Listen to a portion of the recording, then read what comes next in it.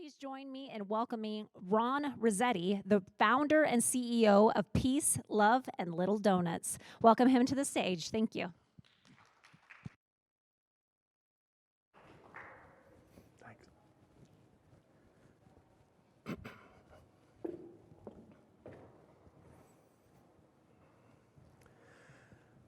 Thanks for having me. I appreciate you coming to listen. Let me give you a little bit of background, if you can, about myself and about my perspective, which I hope is going to be something that you gain some value from. 13 years ago, I started a little tiny donut shop, and I say tiny, I mean 204 square feet tiny. And no one, including me, thought it was going to do what it did. It ended up being the little engine that could, and it overcame a gigantic 2008, 2009 downturn in the economy, and it became what it is today. We have 35 stores in 15 states, and we survived the pandemic. So it's hard for me to not think that I'm blessed and very fortunate to still be alive and kicking. So I started off not in the food business. I think I worked at McDonald's when I was a kid, but I think that's the closest I ever came to being in the QSR space, the quick service restaurant space. I was in the ministry for years and years, and that background, I think, gave me what I would claim to be my understanding of the human condition. And that has been very helpful when it comes to dealing with people and employees and really just trying to get your ideas and your goals implemented. So it's been a very exciting and diverse ride. But today we're going to talk about how artificial intelligence and big data are changing the food and the beverage industry. It's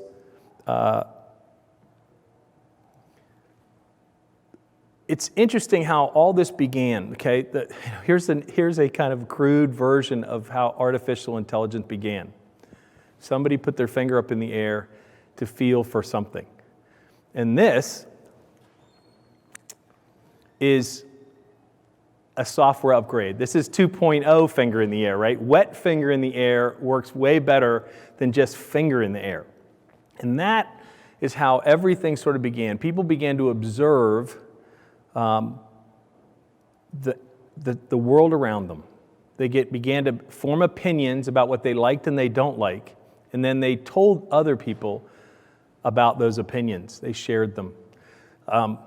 Observation has always been the foundation of any analysis. It's what's observable.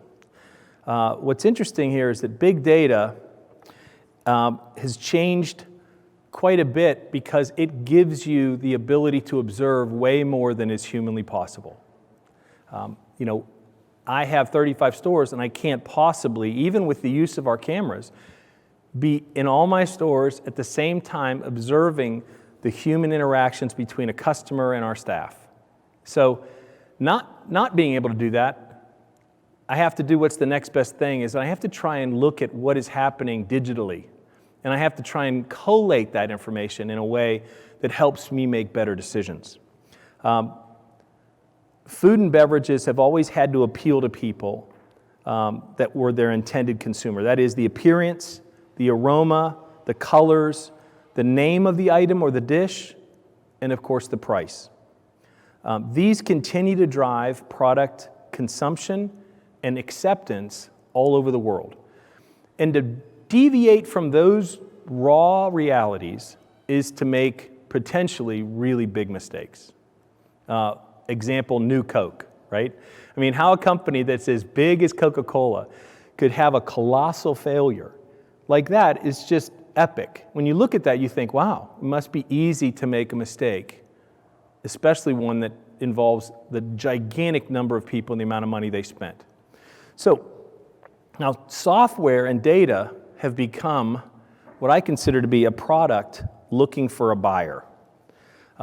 The development and the use of this data is what's driving change in the industry. And more of that is a product looking for a buyer than it is a consumer looking for a solution. Because most entrepreneurs are they're under the guise of sort of self-delusion. They believe they understand enough of what it is they know in order to continue to do what they're doing. It's only when they run into some conflict that they begin to reach for something that they might not know. Maybe there's something here that I don't know, and I need to find a solution. So my perspective on big data and AI is one that's relatively skeptical, because I don't believe that necessarily all the data in the world is helpful or necessary. Nor is AI necessarily a great solution to a problem. It may simply be a bigger problem to a problem that you maybe didn't have in the first place. Not that they can't be helpful, but it's very tricky. It's a very tricky landscape. What AI has done is it's given programmers a chance to create an algorithm that predicts a methodology. Very much like an assembly line would put together something that had to do with physical products. AI is an assembly line of thinking, and it takes presuppositions and it jams them into a process by which it measures and it weights certain things. How important is a customer's preference for color over a customer's preference for aroma?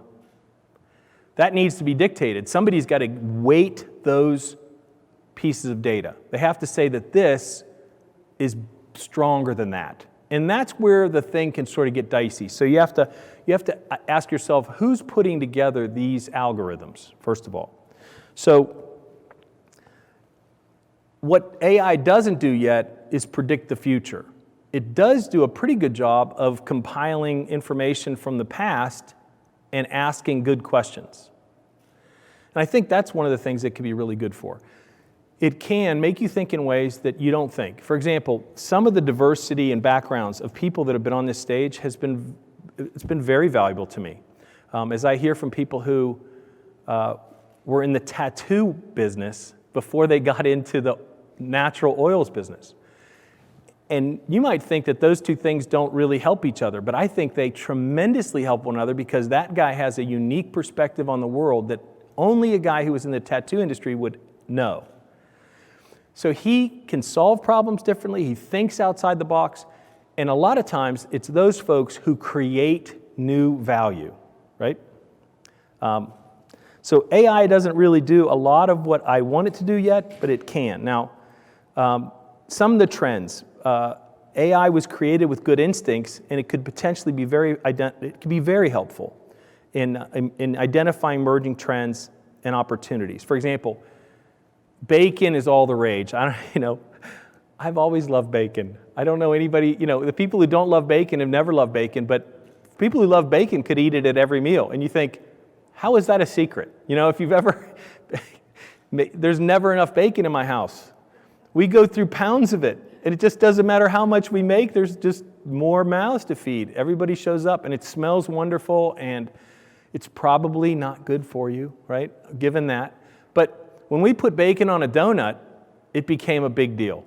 And we didn't do it because some trend told us that, bacon is the new thing. We did it because we love bacon, right? And so it's interesting how when you do what you love, things tend to work out better for you. So AI does this food and beverage analysis pretty well, because it takes the sales information that's actually happening regionally, nationally, and even globally, and boils it down into information that you can digest. It says, here's what's selling today. And if you juxtapose that information up against past information, then you can say, okay, well, this is a trend.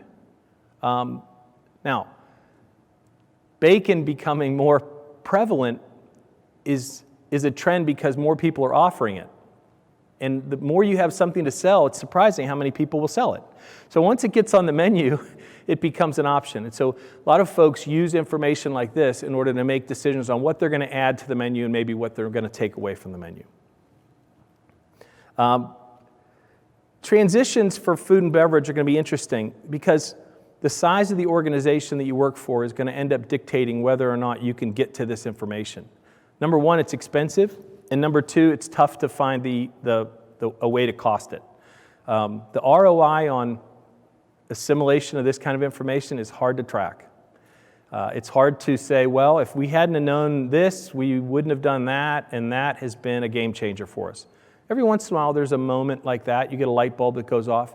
But most of the time, you just end up with more questions. Like, what's the reason for that? And the reasons for things often do not accompany the data. So you've got to ultimately roll up your sleeves and try and figure it out. The best source of that information is probably your own workers, your own employees. They often know all this stuff, and they know it because whoever's waiting on customers day in and day out will tell you what the trend is and tell you what people like and tell you what people don't like. But most of the time we don't ask them. So AI can make a big company smaller by taking information and putting it in places where decisions can be made that normally would only end up by owners and stakeholders. So a lot of folks get information that they normally necessarily wouldn't have exposure to. So it can make a big company act small. And let me tell you, for one thing I know for sure is that if you're small, you have the greatest advantage in the world, and that is speed. You could change on a dime. You have 2 locations.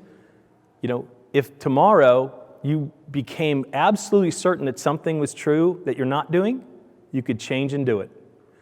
When you have 200 stores, not as easy. You have supply chain problems. I've got stores in Oregon. I've got stores in Florida. I've got stores in Michigan. I've got stores in Texas. I've got stores in Myrtle Beach, and I have stores at the Jersey Shore. And all of those present unique problems to any kind of line extension or change of menu or anything. So when you're small, you're what's called fleet of foot. You have speed, and you can make changes quickly. And those changes, good or bad, are the greatest advantage to someone, because big companies cannot do what you do. Can't do it. So I think it can make a big company look smaller, but it probably is not going to make a small company look bigger. In other words, it just gives you information that's probably not that helpful. You're better off really with your wet finger in the air, talking to your own customer, identifying what your customer wants, and are they willing to pay what you're asking them to pay for the thing that you're trying to sell, the service or goods. A lot of data looks like information, for example. When I was a young man, I went to work for one of my teachers in school. His dad had a business, and so I had a little summer job helping him out. And he was 80 years old. He worked in a two-car garage, and I would show up at this 2-car garage and help him out. And you know what he built? Stairs. He built staircases in that little 2-car garage, and he would install those staircases into homes that were either being built or being renovated. And I was just amazed at how he could go into the house, make literally 2 measurements, and go back into the shop, build a set of steps, and come and set them in place, and they fit perfectly. And I said to him, how does that work? He goes, a Pythagorean theorem. I said, what? He goes, yeah, we use the Pythagorean theorem. I still knew what that was. I was in high school. So I said, a squared plus b squared. He goes, exactly. That's how you build a set of stairs. I go, you're kidding me. He goes, nope. And so he showed me how to do it. And every day we had a calculator, and we would do a squared plus b squared equals c squared, and it would show us the rise and the run, and then therefore it would dictate the number of treads that you had, and all of a sudden you're in the stair business. And I said, can you make a set of stairs without the Pythagorean theorem? He goes, nope. And he goes, you can, they won't fit. He goes, this is just the reality of it. I was shocked by the fact that some 80-year-old man was using what I would consider to be useless math to do something that was absolutely a necessity in his world. So information becomes something that is valuable to you. Data may or may not be of any value. And that's something that, as a decision maker, you have to look at. You have to say, how much data is too much? And maybe this data is not helpful. Everybody's gotten, clickbait before, so they've been down the rabbit hole. But I can tell you that the problem is time. It's the one thing that no one has any more of than anybody else. You might be willing to burn the candle at both ends, but ultimately, we all have 24 hours in a day and 7 days in a week. So the question is, what are you doing with that time with regard to data, analysis, and decision making? So data has always been available to farmers, restaurant owners, and food retailers, and it's what you do with that data that can transform it into information. A wet finger in the air is sometimes better than mountains of analysis. For perfect example is Krispy Kreme. You know, they had a company that was just literally running like gangbusters. They had an IPO back in the, I think, 90s. It was supposed to open at 18. Instead, it opened at 92. And then it split, and then it split again, and then it split again. And so you had a just runaway success story. And some of the biggest names in really entertainment were becoming franchisees of Krispy Kreme. They were buying giant area development deals. And then what happened? Well, they sort of got a little bit ahead of themselves. And 2001 came, and there was a thing called the Atkins diet that basically cut their legs out from under them. And then there was 9/11, which changed a lot of the patterns that people had in their lives. Those two things combined to be almost a perfect storm. And Krispy Kreme lost a tremendous foothold in the United States. Now, they've continued to grow globally because the global market wasn't as affected by 9/11 as we were. And of course, Atkins isn't a global phenomenon. It's really much a United States phenomenon. So they were able to sidestep the US market, leave the market alone, and now they've come back to it, and they're actually trying to do another IPO, which I just found out about today. It's hard to see the future, but every one of us has got to predict the future. It's why you take an umbrella. It's why you walk instead of take a vehicle. It's why you plan a trip to the beach. You're trying to predict the future. And to the extent that we're any good at it is really ultimately what decides our success, how much we achieve based on what we were trying to accomplish. A lot of information can actually create what's called paralysis, the paralysis of analysis, right? You get into this idea where the more I get a chance to look at, the better decisions I'm going to make. And that tends to not necessarily be true. You can look at way too much information, and then you can get caught up in the idea that information is valuable when it's really, data is valuable when it's really information that it is. And someone has to convert that data into information. If that's not your job, then you're relying on others to do that job. And that's a huge reliance. Very important step is somebody providing you with information. For example, let's say you were driving on a road that was very foggy and you couldn't see very far in front of you. And you come up upon a person that's standing on the side of the road and they're waving their arms and they're screaming. And you don't have your window down, so you really can't hear what they're saying because you're listening to the music and you're just enjoying your little foggy ride through the countryside. Well, they're jumping up and down and telling you that the bridge is out. And you're headed towards a bridge that doesn't exist. Now, that's information, right? That's just not data. That's information, but you've decided that I'm not going to necessarily accept that information because I got my window rolled down and I'm not stopping to hear what somebody jumping up and down and waving is telling me. Again, you are vulnerable and don't realize it, and somebody else has information that could really help you, and you've not necessarily identified it, okay? That would be what in business is called a fatal error, right? So, the 7 Habits of Highly Effective People, if anybody in here has ever read that or know of it, it's a relatively common construct of a way to analyze or observe behavior. And these 7 habits were identified as, these are the things that successful people often do that are things that you can do and emulate some of and maybe gain some success. That's a super helpful process because it's really easy to understand and it's easy to find your way through it. And it gives you a framework, if you will, of analysis. You can then take a look at a behavior and say, is this something that's fitting into the 7 Habits of Highly Effective People, or is this not fitting in? Right? Playing video games all day. Not in the matrix of habits of highly effective people, unless that's what you do is create video games, and that's a different story. But so we have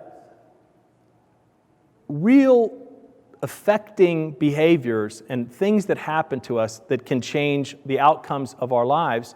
And those things, even though there are people that spend a lot of time and energy trying to predict them and tell you what they're going to be, they're very hard to predict. For example, the weather. I don't know about you, but the weather is often, they're so wrong about the weather where I live in Pittsburgh, it's just funny. I would tell you that weather is the largest influence on our traffic in our donut shops, period, bar none. If you said pick one thing that is the most determining, I would say weather. But it's funny, on a really nice day, it could mean everybody comes to the donut shop. But on another almost identical day, nobody comes. Why? Well, if you've had a string of bad days and you have one good day, then everybody wants to get out. If you've had a string of great days and you have one more great day, now people are like, well, there's always going to be another great day, so I don't have to go out of my way today to go get donuts. So it's interesting how that exact same scenario is not necessarily have the same effect. It really depends on how it is, where it is in the process of weather, where it is, how it is that people perceive it. So sometimes schools are out on Monday, and you get clobbered with kids. I can remember the biggest day. I was working by myself, and I showed up, and I was the only one in the shop, and I got clobbered.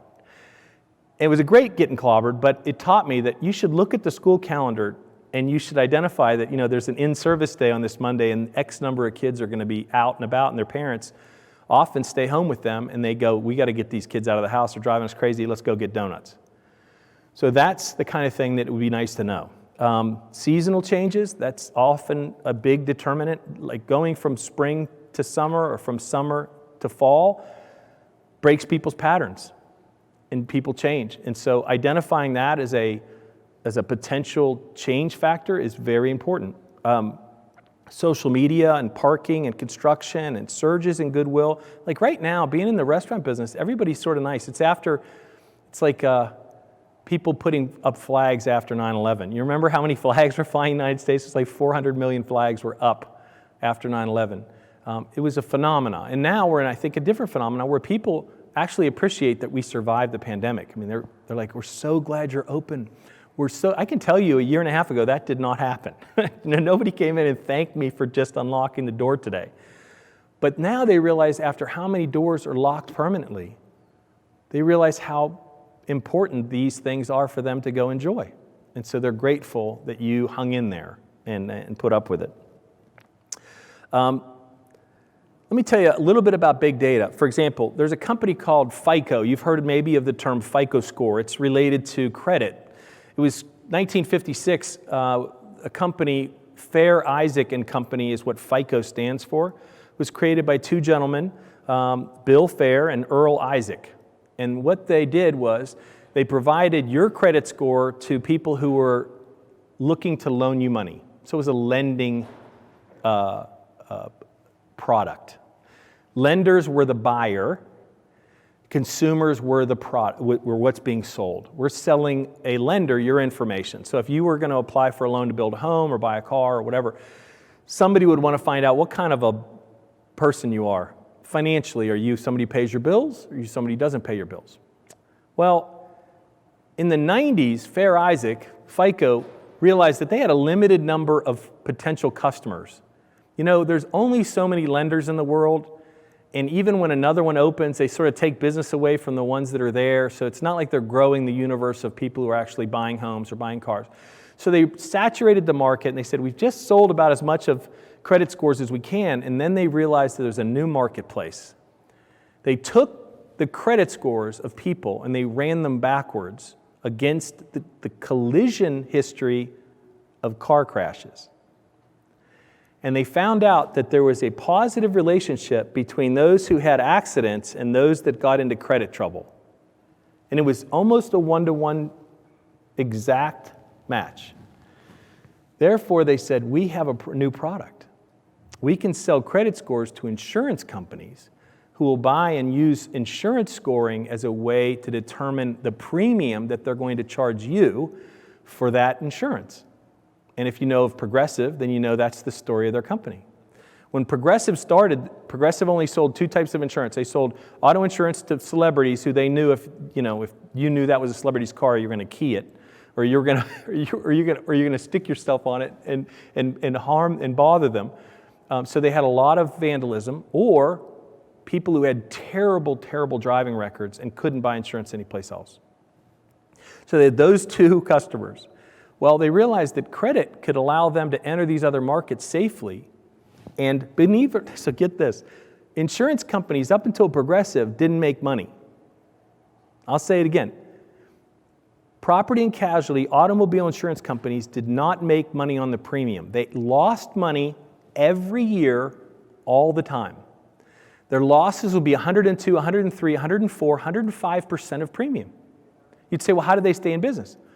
Well, they sit on top of gigantic piles of money, which if you and I did that would be called check kiting, but it's what they do for a living, and they take all that money and they invest it in a Progressive stadium, in a Progressive this, in a Progressive that. And so they began to make money in other ways using the money that premiums were paid prior to being paid out as a claim. Progressive was the first company to actually make money on a premium. They made money on an automobile premium because they were able to reasonably predict when somebody might have an accident. It wasn't perfect, but it was a game changer because it allowed a company that had data to turn it into information that now became valuable to a whole segment of the culture that never valued it before. And now all of a sudden it's huge value. A lot of companies use credit as a determining factor in the premium that they'll charge you. Now, the traditions in food and beverage have been that enormous quantities of data make complex amounts of information. Used to be simple. Here's what you used to ask. What do my customers want? Do I have what they want in the quantity and price that will maximize revenue? That question actually it's fundamental, but it's also forgotten. A lot of people don't ask that question anymore. And you get into the culture of big companies, they often go from, what is it that we do? And they ask that question, and you'll see them divest themselves out of things that they've started doing that they decided, these aren't our core business principles. So we're going to get rid of this, and we're going to get rid of that division, we're going to get rid of that division. And then you get companies who ask this other question, why don't we buy our supply chain? I mean, we buy so much of that from them. Why don't we buy them? We buy a ton of this. Why don't we buy that company? And that way we get to keep the difference between what we pay them and what they spend. So this accordion of going from what do we do and why don't we do something else is the ebb and flow of most businesses, small and large, right? The larger they are, the more colossal sometimes those choices are, and the more that we pay attention to them. Now, big data is a product looking for a buyer, and I've said that already, but you can learn something from big data, especially if your competitors are moving in a direction and you don't necessarily think that's something you need to do. For example, in my business, I'm in the donut business. The last thing we're going to do is become like Dunkin'. I'm never going to be like Dunkin'. I don't want to be like Dunkin' because if I'm going to compete with Dunkin', I got to compete with them where they're weak, not where they're strong. Where are they strong? Coffee. If I had Dunkin's coffee money, I'd burn my money. But they can't give away a donut. Their donuts are frozen and they're brought back to life in a thermalizer, and they've done that and they don't care. They actually dropped donuts from the name because they just don't care about that anymore. Very little, much less of their revenue is now from donuts, whereas my revenue is dominantly donuts. 90+% of our revenue is donuts. It's hard for me to give away a cup of coffee because people come in and they're like, oh, the donuts, the donuts. And then I think, I'm trying to say, hey, we sell coffee. And they're like, coffee? You have coffee? Oh, yeah, we have tons of coffee. I think it's required by federal law that you sell coffee if you sell donuts. So you can't get away from it. So if you identify using data that people are moving in a direction, it may actually tell you to not do that. Dunkin's moving in a direction that I don't want to go. Dunkin' will never go back to making donuts in front of you, which is what I do. So I have a tremendous USP, unique selling proposition, that provides me with a differentiator. I have a way of differentiating myself. I think it's a better product. My customers tell me they think it's a better product. But ultimately, only time will tell. If Dunkin' ever thinks we should go back to making donuts in every one of our stores, then I'll know that they've seen the little data, which is that our product is a tremendous product. Now, if I was smart enough to have created a little donut ahead of time, then you'd be talking to my secretary's secretary right now because I'd be on an island and somebody else would be bringing me another cold drink. what happened was I put a donut machine together incorrectly. I didn't have instructions, and it would only make a small donut, and it would not make a regular-sized donut, and that's what we refer to as the holy accident. It just so happens that the world wants a smaller donut. What women would like to do is not have to cut a donut up into 20 different pieces and eat them in secret, right? Women will eat our donut in public and take pictures of themselves eating it and put it on their own social media. So when that's happening, that is the definition of what is not broken. Do not try and fix that, because that is something that wouldn't happen anyplace else. In an office complex, they have these gigantic, cinnamon rolls. People would cut up a little piece of it, take it back to their cubicle and come back and get another piece of it, or maybe. But nobody was sitting down with that whole cinnamon roll and going to town, because then that would be news. So what we've discovered was, through an accident, we discovered an opportunity. And that is probably the source of a lot of change, right? A lot of good things. Big data and AI will never tell you that. They only tell you what is happening. They won't tell you what's going to happen. That takes instincts, guts, and I think sometimes, a little alcohol. If there's a surprise in the data, the question is what to do with it. If it's a surprise and you didn't know about it and it's something that's shockingly bad, like all of a sudden our average ring is down 25%. Well, that's a reason to literally roll up your sleeves and figure that out, and you got to figure it out right now. Something's going on. And conversely, if it's something good and you don't understand why it's happening, I would say pour gasoline on it. Find out, in the process of trying to understand it, do more of it. And that takes advantage of the speed at which you can move, and that's your big advantage, right, if you're small.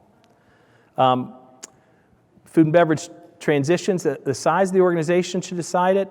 How you utilize it is up to you, and if the data or information is vital or important or useless. That's another thing that the 7 Habits of Highly Effective and some of these other matrix quadrant-based decision-making guides help with, is they help you decide something important. Is it vital, or is it what the Greeks call adiaphora, right? Things indifferent, things that don't matter. It might matter, it might not be. If you decide that it doesn't matter, you might one day maybe go, maybe that does matter. I got to move it into a different quadrant. But ultimately, that's what we decide every day is something vital. In other words, if I don't do something about it today, bad things will happen. If it's important, which means I need to work on it slowly, certainly, and there's probably a deadline involved, or I need to delegate this or just not do it. And that's what you do with information that you have. Now, return on investment, I mentioned. I don't know how you cost this stuff, because I can't imagine that there's any way to explain. It's more of a thing like advertising. If you say you don't do it, everyone else is doing it, so you need to do it.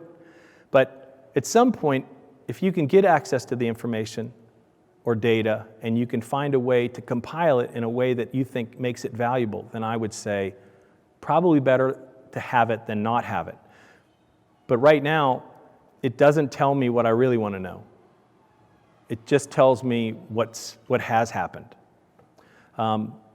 Several examples of wrong information, like, my kids get really good. I have 5 adult kids now, and so we lived through the whole raising of those 5 kids. But they would only tell me good things when they happened. Hey, Dad, I got an A.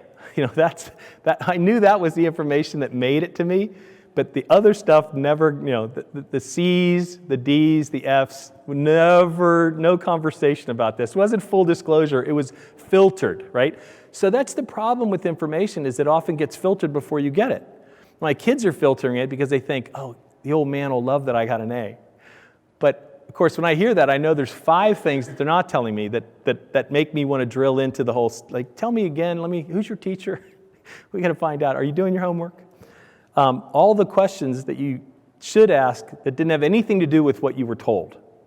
In fact, what you were told just taught you, here's what I should ask.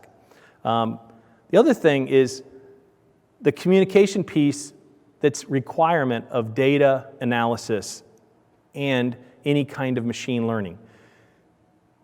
Human-to-human communication is the most vital thing in any organization, period. People call it people, but that's just another way of saying it. It's really the way people communicate. And it's what they tell each other, and it's how they communicate that makes, again, organizations great. We call it culture. We call it our people, our greatest asset. But when it comes down to it, it's, are you asking questions? Are you listening to the answers? And are those answers changing the way you see the world? And if that's not happening, then you're obtuse. You've taken your fingers off the pulse of your business, and you are, at some point, probably going to have to put your fingers back on the pulse. That's the reality of the world. It's very current, it's very now, and if you don't stay on top of it, it will literally run away with you. So, good instincts are what you want them to have. Now here's some blind sides and blunders, and I'll finish up. If everybody's getting the same quote-unquote intelligence or data, then everyone's going to be moving in the same direction. If everybody starts doing bacon, you think bacon's going to be that sexy anymore? Anything that's common becomes less special by definition. In other words, if there was one place in Las Vegas to get our donuts, it would be way different than if there were 30 places. One place would be a beacon of interest, and everybody would be worth going to, and all the buzz.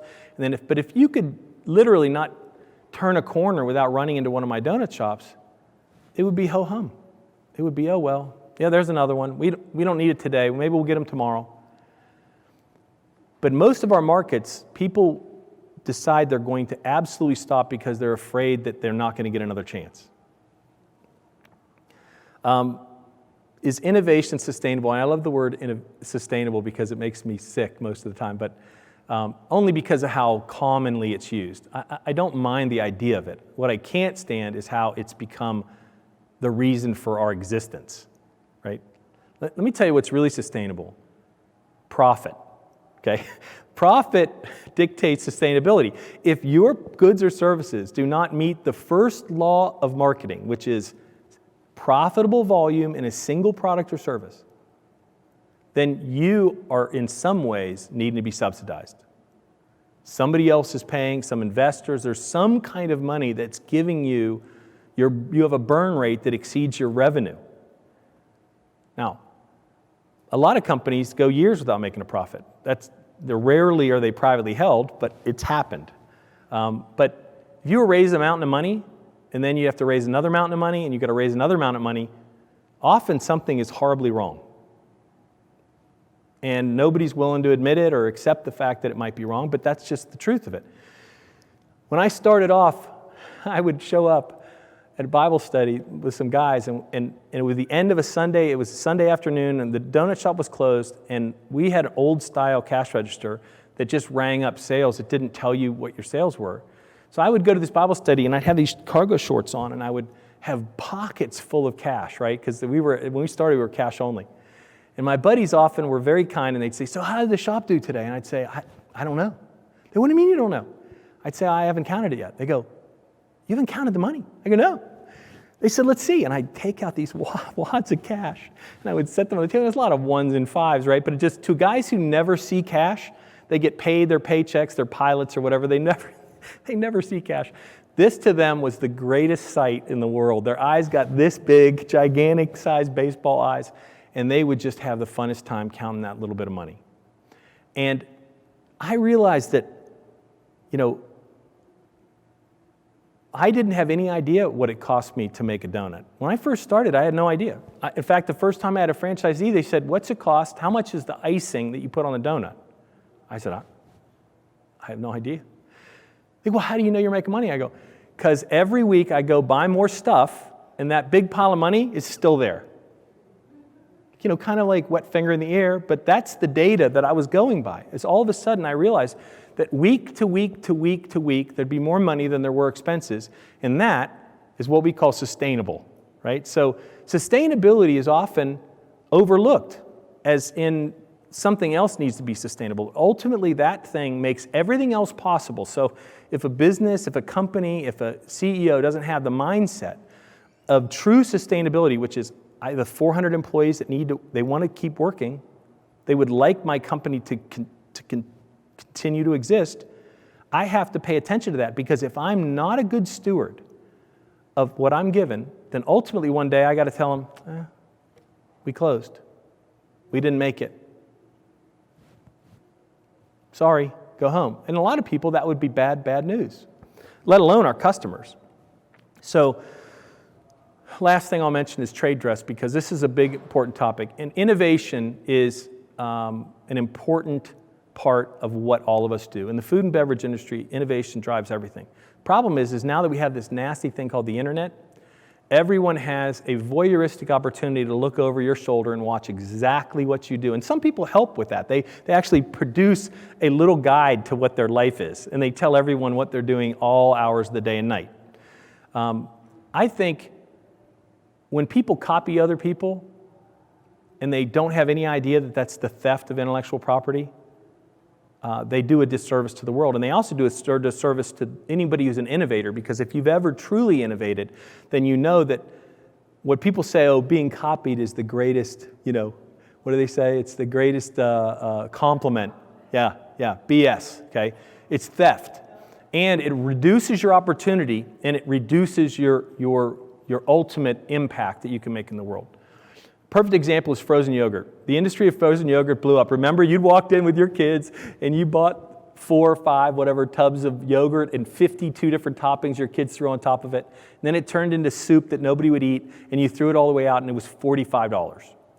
And you walked out of there having served yourself and having placed that on a little scale and paid some ridiculous amount of money to someone who probably was still in school. And you left there thinking, oh no, I could do this.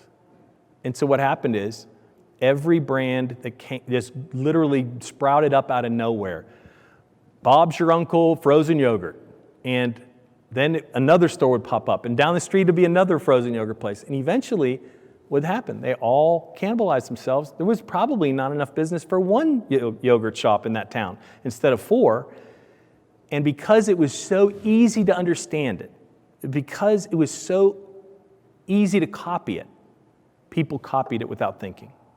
So trade dress is actually a very important topic. I could speak a whole different thing on trade dress, but let me tell you this. Trade dress can save innovators because it's the one thing you can police, especially in a world that wants to take pictures of and then tell everyone else that that was their idea when it was really yours.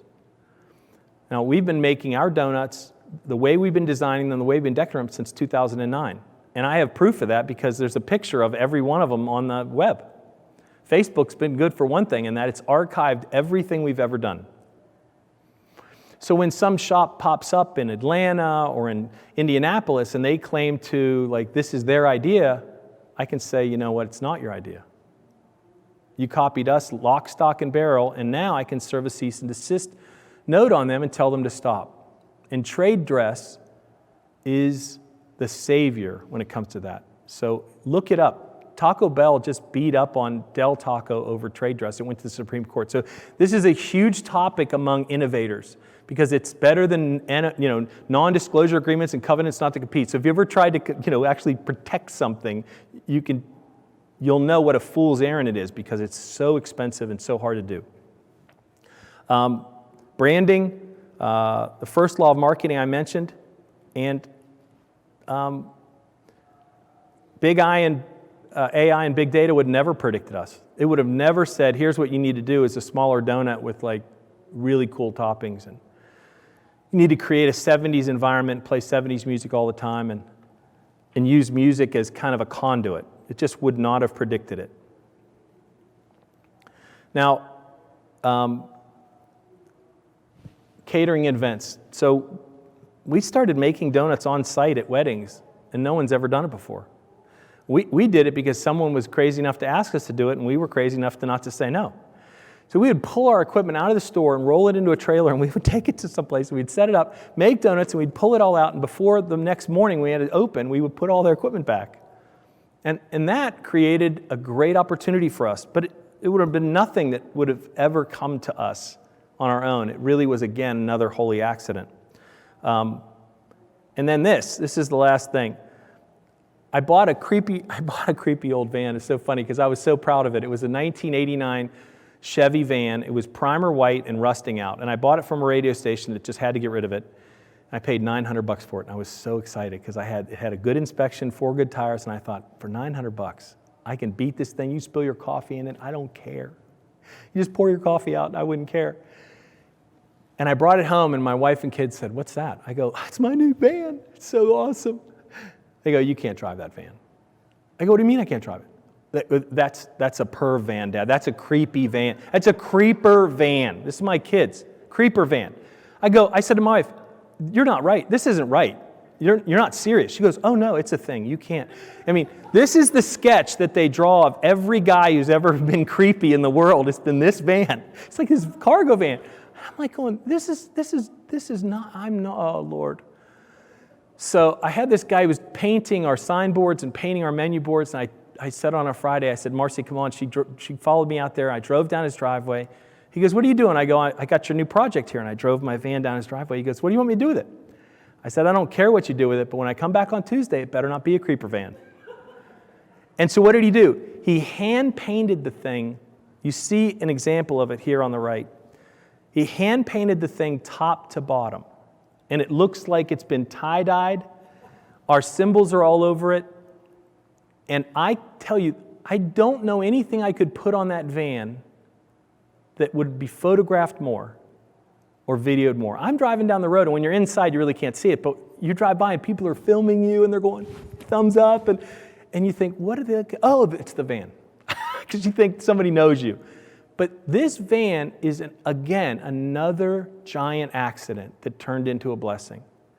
So the human factor is really important. Ted says the reason why people look at it is because it's imperfect. It has imperfections, and it draws your eye. So that's the story. I don't know if anybody has any questions. I'd be happy to answer questions. There's somebody in the back.